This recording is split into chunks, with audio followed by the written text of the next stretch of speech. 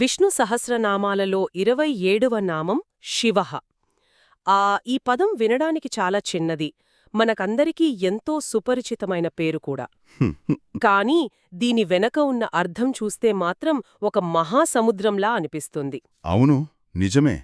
ఈ ఒక్క పదం కేవలం ఒక దేవుడి పేరుగానే కాకుండా ఆ వివిధ పురాణాలు లేదా సాంప్రదాయాలు, ఇంకా చెప్పాలంటే బౌద్ధం, జైనం లాంటి ఇతర మతాల కోణాల్లో ఎలాంటి విశ్వవ్యాప్త స్వరూపాలను కలిగి ఉందో చూస్తే ఆశ్చర్యం వేస్తోంది. ఖచ్చితంగా.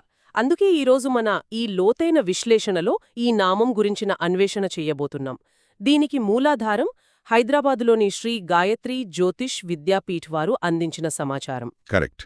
వారందించిన ఈ నామం గురించిన 3వ భాగం పరిశోధన ఆధారంగా మన చర్చ సాగుతోంది. ఒకే పదం ఇన్ని భిన్నమైన సంస్కృతుల్లో ఎలా ప్రవహించిందో గమనించటం నిజంగా ఒక అద్భుతమైన అనుభవం.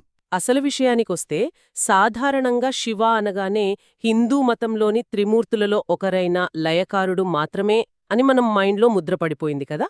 ఆ, అవును. కానీ ఇక్కడ మనం ముఖ్యంగా గమనించాల్సిందేంటంటే, శ్రీ గాయత్రి జ్యోతిష్ విద్యాపీఠ్ వారి ఆధారాలను పరిశీలిస్తే ఇది కేవలం ఒక రూపం మాత్రమే కాదు, అదొక అత్యున్నతమైన తత్వం అని స్పష్టమవుతుంది. అంటే విష్ణువును కీర్తించే సహస్రనామాల్లో శివుని పేరు ఉండటమనేది భగవంతుడి స్వరూపంలో ఎటువంటి భేదాలు లేవని చెప్పే ప్రయత్నమంటారా? ఎగ్జాక్ట్లీ. సృష్టి అంతా ఒకటే అని చెప్పే ఒక గొప్ప ప్రయత్నమిది. పురాణాల నుండి మొదలుపెట్టి ప్రాచీన సన్యాస వర్గాల వరకు ఈ పదం ఎలా రూపాంతరం చెందిందో చూస్తే చాలా ఇంట్రెస్టింగ్గా ఉంటుంది. పురాణాల ప్రస్తావన వచ్చింది కాబట్టి ముందుగా లింగపురాణం ఏం చెబుతోందో చూద్దాం. దీని ప్రకారం శివుడు సృష్టికి కేవలం కారణం మాత్రమే కాదు, సృష్టికి మూలం కూడా ఆయనే.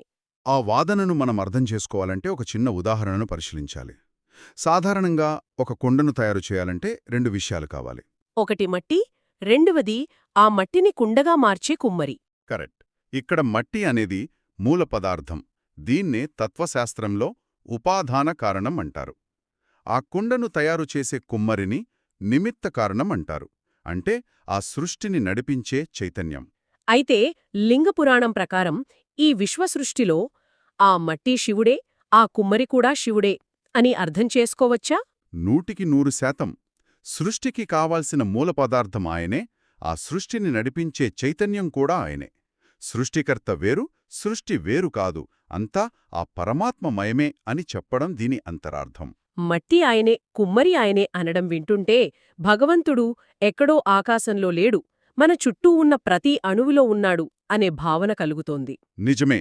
ఈ క్రమంలోనే ఆయన 5 విభిన్న రూపాలలో